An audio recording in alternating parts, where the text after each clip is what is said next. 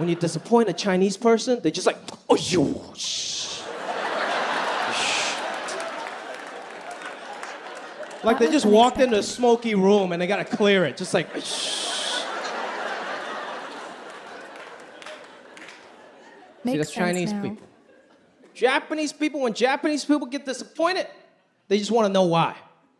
They ask you a question. That's a good question. When a Japanese person gets disappointed, they're just like, eh?